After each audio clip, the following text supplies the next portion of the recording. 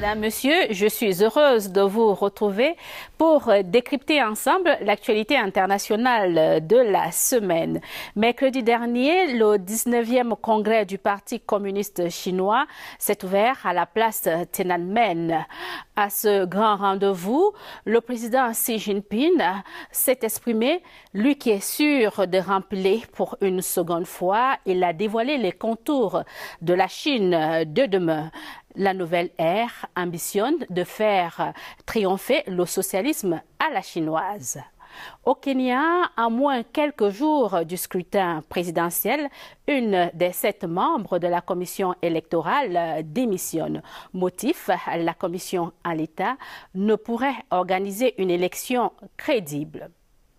Quelles pourraient être les conséquences du retrait des États-Unis de l'UNESCO? Réponse tout à l'heure du docteur Rémi Mbida. Voilà pour le menu. La suite, c'est tout de suite, juste après, un tour dans le monde.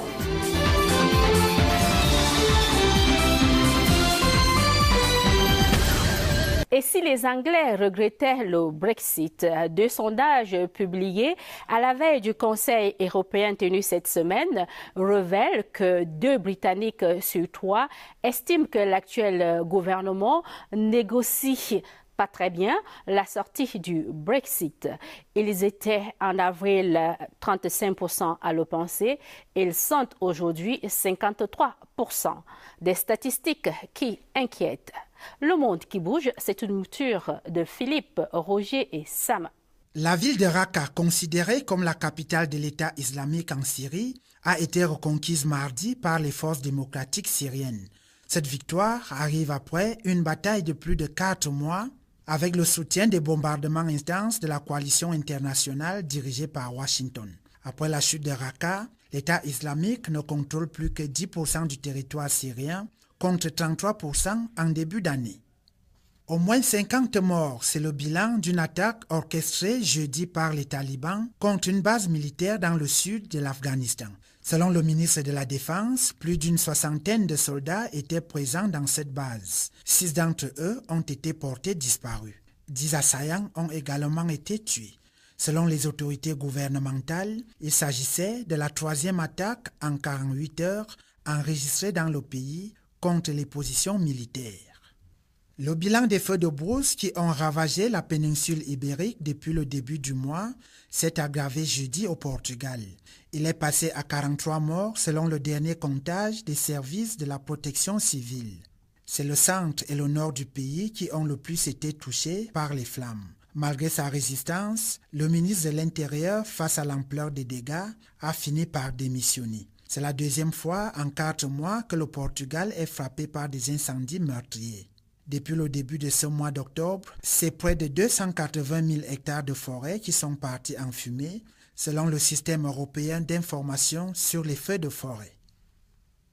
Le 19e congrès du Parti communiste chinois s'est ouvert à Pékin en semaine avec la présence de près de 2000 délégués. Cet important rendez-vous politique, qualifié de congrès d'opportunités stratégiques et où l'économie a occupé une place de choix, a été marqué par le discours du président Xi Jinping. Une allocution de plus de 3h30 minutes au cours de laquelle le numéro 1 chinois a promis à ses compatriotes un avenir radieux. Les dirigeants de l'Union européenne, compréhensifs vis-à-vis de la première ministre britannique Theresa May au sujet du Brexit. C'était au cours du sommet qui les a réunis cette semaine à Bruxelles.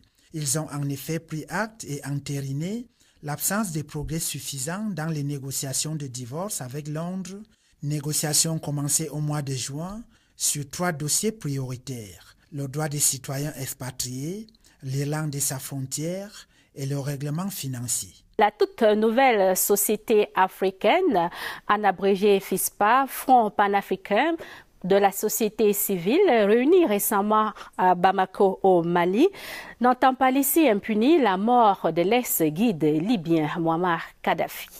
Pour une toute première action d'envergure, le Front panafricain aurait déposé une plainte contre M. Nicolas Sarkozy à la Cour pénale internationale. L'Afrique qui bouge, c'est une mouture de Philippe, Roger et Sam. Les rues togolaises ont encore été marquées cette semaine par des scènes de violence, malgré l'interdiction de toute forme de manifestation par les autorités. C'est dans la capitale Lomé et à Sokodé, la deuxième ville du pays, que les tensions ont été très vives, avec des pertes en vies humaines enregistrées. Les manifestants revendiquent toujours le départ du président Faure Gnassingbé. Au Kenya, à une semaine de l'élection présidentielle, l'opposition est aussi toujours dans la rue pour manifester, assurant que cette élection n'aura pas lieu. Elle répond à l'appel de son leader et favori, Raila Odinga, qui a malheureusement annoncé son retrait de la course. Cette semaine, il a fait savoir que tout était encore possible pour une élection paisible, la condition étant que des réformes soient faites par les autorités.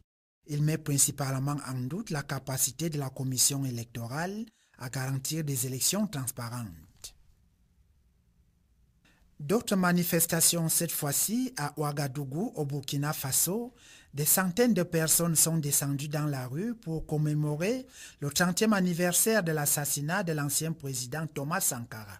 Ils ont aussi profité de cette circonstance pour réclamer des clarifications sur cet assassinat. Les circonstances de la mort de ce révolutionnaire charismatique, considéré par ses adeptes comme le Che Guevara africain, ne sont toujours pas élucidées. Le pouvoir burkinabé promet un procès rapide.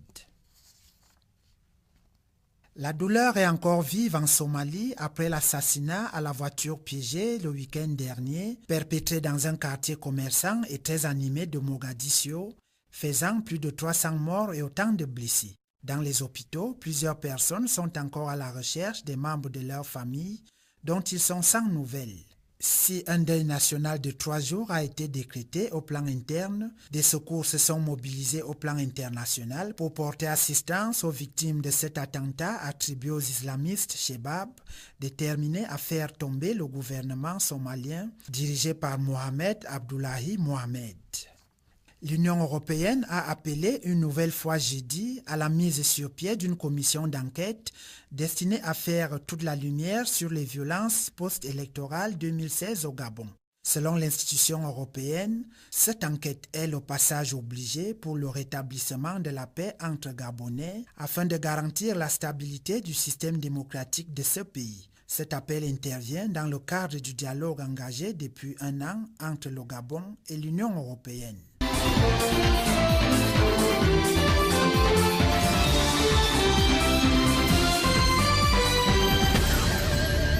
Dans le monde aujourd'hui, sur près de 300 millions de migrants, on dénombre 70 millions de personnes déplacées de force, dont la moitié sont des enfants.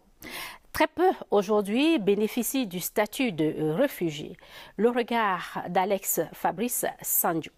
Tout le monde est un potentiel réfugié. La Convention de 1951, du 28 juin 1951, au préambule, nous on se rendra compte que le préambule déjà, qui est ici inspiré de la Déclaration universelle des droits de l'homme de 1948, accorde une importance primordiale à tout être humain. Alors revenons au niveau des réfugiés, du statut des réfugiés. Tous ces réfugiés ont des droits et des devoirs. Tout réfugié a l'opportunité déjà d'ester en justice, de jouir d'une masse salariale après avoir effectué un travail.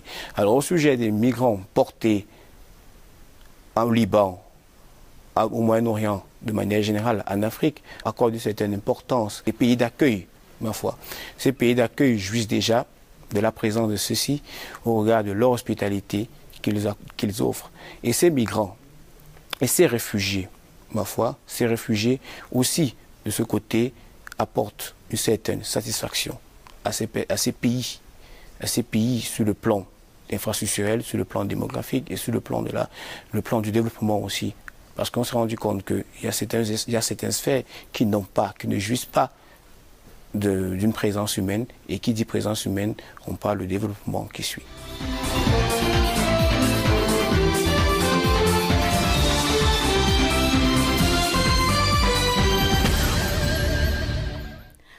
33 ans après, les États-Unis se retirent à nouveau de l'Organisation des Nations Unies pour l'éducation, la science et la culture. La décision a été rendue publique le jeudi 12 octobre dernier.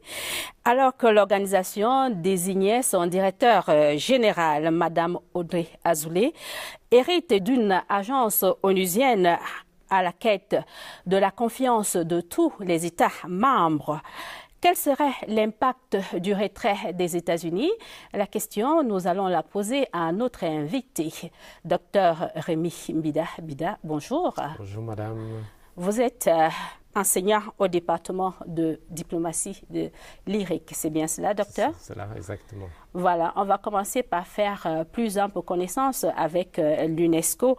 On pense que cette organisation-là, sa devise, résume à suffisance ses missions. Oui, merci de m'avoir invité. L'UNESCO, c'est l'agence onusienne en charge de l'éducation, la science et la culture, créée au lendemain de la Deuxième Guerre mondiale. Et la mission primordiale de l'UNESCO est, en fait, celle d'établir la paix. Et de fait, dans son acte constitutif, il est dit la guerre ayant pris conscience, s'étant installée dans la tête, dans les esprits des hommes, c'est dans les esprits des hommes qu'il faut élever les colonnes de la paix. Donc, la paix est au centre de la mission de l'UNESCO, la coopération, la paix entre peuples. D'accord. Et si l'on devait schématiser l'UNESCO, quels sont les organes les plus importants? Oh oui, vous parlez des organes les plus importants de l'UNESCO. Le premier organe le plus important de l'UNESCO, c'est la conférence générale. La conférence générale est composée de représentants des États. Elle se réunit 2 fois tous les 2 ans, en année impaire. Et ensuite, il y a le conseil exécutif. Le conseil exécutif est constitué de 58 membres élus qui se rencontrent 2 fois par an, en intervalle, en relation avec la conférence générale. Puis, il y a le secrétariat. Le secrétariat, c'est le staff composé du directeur général de l'UNESCO et de l'ensemble du personnel. C'est l'administration. C'est l'administration. Vous avez parlé des principaux organes, mais oui, ça, ce sont les principaux. Mais on peut aussi faire appel aux commissions nationales à l'intérieur des pays.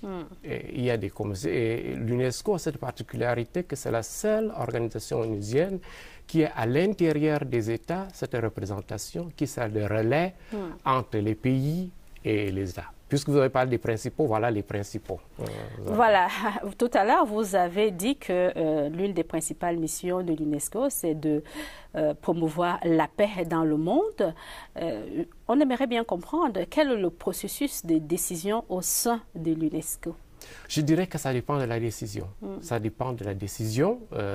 Les décisions les plus importantes sont prises au niveau de l'organe le plus important.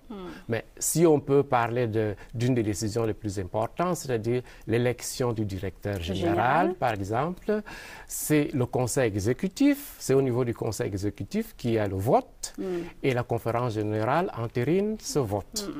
Et si l'on parle de l'admission d'un État, le cas de l'autorité palestinienne? C'est pareil. Le conseil exécutif commence à examiner la question. L'Assemblée générale vient entériner la décision.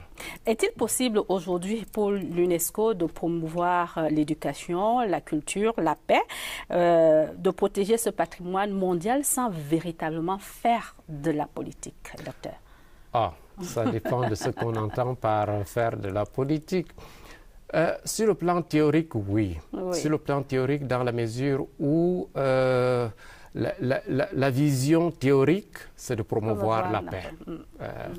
Mais sur le plan pratique, l'organisation, et pas seulement l'UNESCO, l'organisation internationale est une organisation avant tout interétatique, c'est-à-dire constituée des États membres.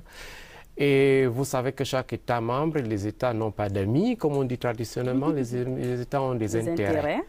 Et donc, au sein des organisations en général et au sein de l'UNESCO en particulier, on sent naturellement l'influence des États. Sur ce point, on peut dire que l'UNESCO ne peut pas prendre des décisions sans se référer, sans faire de la politique. Je vais prendre cette influence-là des États, que ce soit au moment de la guerre froide, on l'a ressenti à l'UNESCO. les pays non alignés, on l'a ressenti à l'UNESCO. Au moment du nouvel ordre communicationnel, on l'a ressenti à l'UNESCO. Donc, l'UNESCO vibre avec le contexte politique international. Voilà, cela nous conduit à notre préoccupation centrale. Pour la deuxième fois, les États-Unis claquent la porte de l'UNESCO, mais cette fois-ci, Washington reproche à l'UNESCO son positionnement anti-israélien. Et dit-on, à partir du 31 décembre 2018, les États-Unis auront un statut d'observateur. Cela signifie quoi exactement? Vous dites pour une seconde fois, oui, il y avait déjà eu une première fois. Pour la question d'équilibre dans la communication, avec le nouvel ordre mondial pour l'information et la communication, l'ONUMIC, et au fameux rapport McBride des années 70, dont en 1984, les États-Unis sont retirés de l'UNESCO. Première étape. Et compte tenu de... Vous n'avez cité que c'est la deuxième étape. Les États-Unis sont revenus en 2003, puis venaient encore d'annoncer récemment leur retrait de l'organisation. Alors, ce qu'on peut dire par rapport aux États-Unis, c'est que d'un côté, il y a la politique nationale américaine. De l'autre côté, et si vous examinez bien, de l'autre côté, il y a la politique extérieure. Dans un cas comme dans un autre, dans le premier exemple, le premier retrait comme dans le second retrait, l'UNESCO est toujours en lien avec son allié traditionnel, Israël. Au premier cas, quand l'UNESCO s'était retiré, Israël avait suivi. Au deuxième cas, quand l'UNESCO se retire... Dans les États-Unis? Les États-Unis, pardon. Oui. Quand les États-Unis s'étaient retirés, Israël avait suivi. La Grande-Bretagne aussi. La Grande-Bretagne aussi. Ils s'étaient retirés la première fois. Les alliés, voilà. Oui. Pour le deuxième cas, Israël aussi, bien que le contexte entre l'UNESCO et Israël était déjà bien compromettant. Oui. Et donc, ce statut d'observateur qu'occupera les États-Unis, cela signifie que quoi? Que les États-Unis vont continuer à financer, par exemple? Non. Un observateur, par exemple, à l'UNESCO, le Saint-Siège est observateur.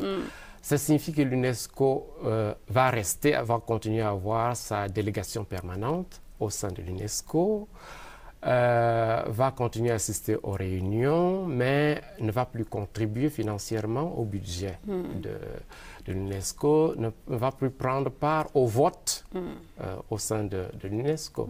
C'est une décision importante, c'est une décision capitale. Concrètement, le retrait des États-Unis de l'UNESCO a un impact financier sur l'organisation? Sans doute, sans doute. Je pense que les États-Unis... Puisqu'on dit que les États-Unis étaient le premier pays. Un des contributeurs majeurs dans le budget de l'UNESCO. Quand on sait que... Sinon le premier contributeur. Sinon le premier contributeur. Quand on sait que ça ne sera pas facile avec Israël, quand on sait que ça ne sera pas facile, récemment, ça n'était pas toujours facile avec le Japon. Oui, la situation financière de l'organisation ne sera pas des plus paisibles ces prochaines années. Puisque vous évoquez le Japon, en 2016, on sait que ce pays-là également n'a pas contribué financièrement au motif de ce que la zone de Nankin a été déclarée par l'UNESCO comme étant une zone protégée. Est-ce que finalement l'UNESCO ne met pas les pieds là où on ne doit pas mettre, s'amuser avec ses principaux bailleurs? Je ne serai pas de cet avis, madame. Déjà, reprenons le fait historique, c'est pour ce qui est des massacres de Nankin dans les années 37-38, effectivement, il est reconnu par les deux États, l'État japonais et l'État chinois, que ces massacres par les soldats nippons ont bien eu lieu. Et les victimes étaient nombreuses. On n'est pas toujours, les deux États ne sont pas toujours d'accord sur le nombre de victimes. Après, il y a eu une valorisation du mémorial de ces massacres, autant dans le gouvernement local de Nankin qu'aux États-Unis à Los Angeles. Et c'est ces étapes-là qui ont amené l'UNESCO à déclarer ces massacres dans le cadre du patrimoine mondial. En fait, ce qui frustre l'État japonais c'est la représentation historique. C'est un poids sur le plan historique d'assumer ces massacres sur le plan historique. Alors, vous m'avez posé la question de savoir est-ce que finalement l'UNESCO ne met pas ses pieds là où on ne devrait pas justement mettre? Alors, il y a un enjeu, madame. L'UNESCO est entre le marteau et l'enclume. Ou l'UNESCO fait son travail selon sa mission fondamentale, ou elle marche selon le bon vouloir des États. À mon avis, l'UNESCO, c'est la conscience mondiale. C'est la conscience du monde. Elle devrait oser, et quitte à négocier avec les États pour que les États comprennent que cet organisme des Nations Unies est dans son rôle. Et c'est ce qui attend Mme Azoulay, c'est de pouvoir négocier pour rester crédible sans faire moins son travail. Parce que l'UNESCO doit faire son travail, qui est celui d'être la conscience morale du monde. Sinon, tout le monde va faire n'importe quoi. Sans vous couper la parole, puisqu'on a évoqué à un moment donné la question israélienne, ce qui justifie intellectuellement certaines prises de position de l'UNESCO en faveur de la Palestine, c'est peut-être en contraste avec ce qui se passe du côté de l'ONU, du côté politique. Et donc l'UNESCO, chaque fois, remet la culture en contreposition de la dimension politique est mise au niveau de l'ONU. Docteur, puisque vous évoquez le conflit israélo-palestinien au sein de l'ONU ou alors de l'UNESCO, on se rend quand même compte qu'au moment où l'autorité palestinienne a été acceptée au sein de l'UNESCO, cela n'a pas suscité autant de remous. Mais en revanche, au moment où l'UNESCO décide de placer la ville d'Hébron comme étant zone protégée du patrimoine mondial, on a entendu plusieurs voix s'élever, donc on a estimé que c'était un affront à l'histoire. Oui, j'ai suivi, ça a été un débat houleux entre les deux parties, déjà entre Israël et la Palestine d'un côté, ça a été un débat houleux entre Israël et l'UNESCO de l'autre côté. Sur le plan historique, la ville d'Hébron représente un patrimoine. C'est le lieu, c'est la ville où sont enterrés les patriarches, Abraham, Isaac, Jacob et leurs femmes. Ça a toujours été une ville de tourisme, autant pour les Juifs que pour les Palestiniens. Pour les Palestiniens, pour les musulmans, les chrétiens, et ainsi de suite. Et donc, cette décision a été prise en Pologne. En Pologne, et il y a eu vote pour qu'on arrive à cette décision. Si mes connaissances sont exactes, il y avait 21 membres, il y a eu 12 membres qui ont voté pour, 6 membres se sont abstenus et 3 qui ont voté contre. Donc sur le plan de l'UNESCO, ça passait en tout cas, mais c'est un problème que Mme Azoulay trouvera sur sa table, dans la mesure où il va falloir, si le problème est déjà tranché, parce qu'à mon avis, le problème ne me semble pas déjà tranché sur ces faits, l'histoire dit que cette ville-là, c'est une ville pour tous, historiquement, et même qu'il y avait eu dans les années 29 déjà un massacre de Juifs qui ont dû fuir la ville. Donc, c'est une question un peu compliquée, cette question qui attend Mme Azoulay, qui a du pain sur la planche parce qu'elle devrait restaurer l'autorité d'une institution quand même qui aujourd'hui semble peu crédible auprès des principaux bailleurs de fonds. On a quand même besoin d'argent pour fonctionner. On a besoin d'argent, d'une part. On a besoin de l'autorité morale de l'autre part. N'excluons pas les deux. Nous sommes tout à fait d'accord, docteur. L'UNESCO a besoin d'argent pour faire fonctionner ses programmes. Ça, c'est inéluctable. Et donc, il va falloir... je sais que ces derniers temps, beaucoup d'États, en dehors de leur contribution financière, ont mis la main dans la poche pour soutenir l'UNESCO. Il me souvient que le Japon, qui est mis en cause récemment, finançait énormément de bourses de l'UNESCO. Mais avec ces problèmes, il y a des problèmes un peu partout. Sur le plan financier, ça sera difficile.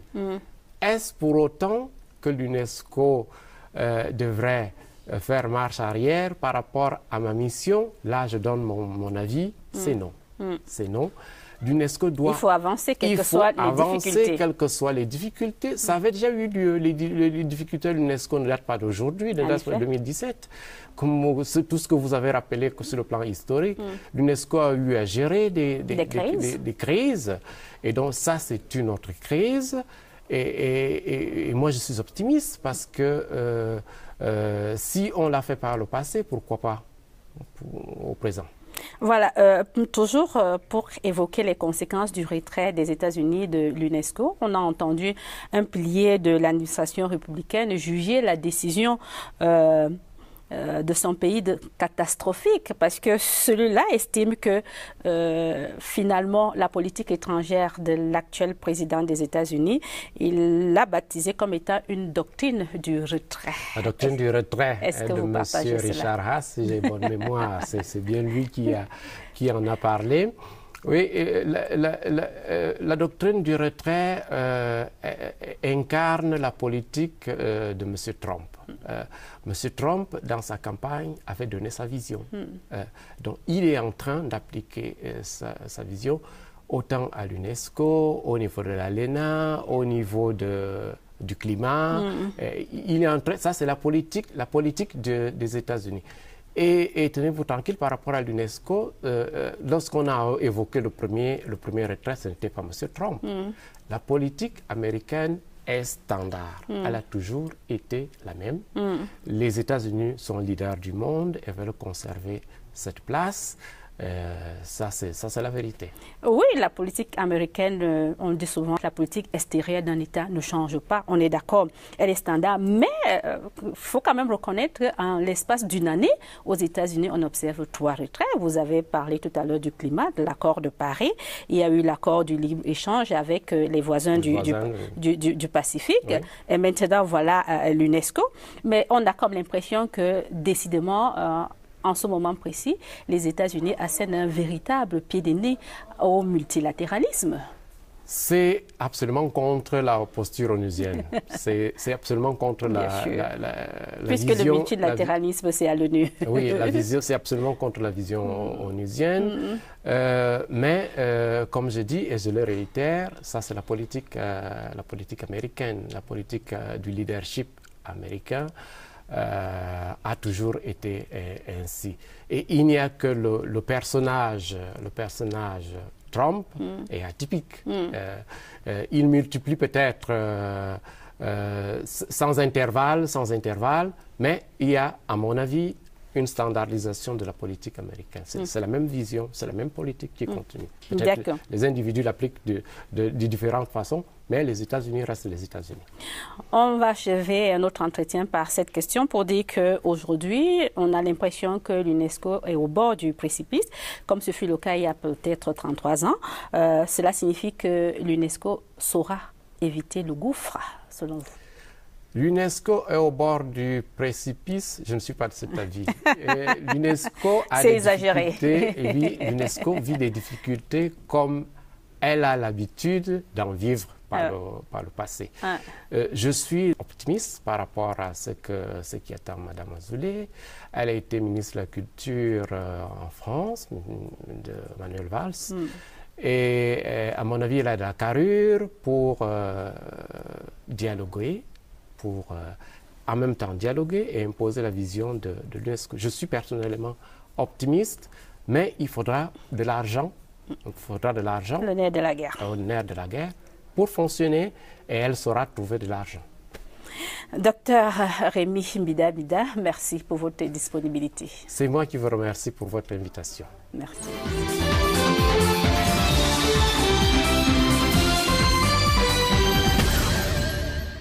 Un tour dans le monde, point final. Merci à vous de l'avoir regardé. Prenons rendez-vous samedi lorsqu'il sera 12h30 sur la CRTV. D'ici là, vos réactions sont attendues sur la page Facebook d'Un tour dans le monde. Excellent week-end à tous.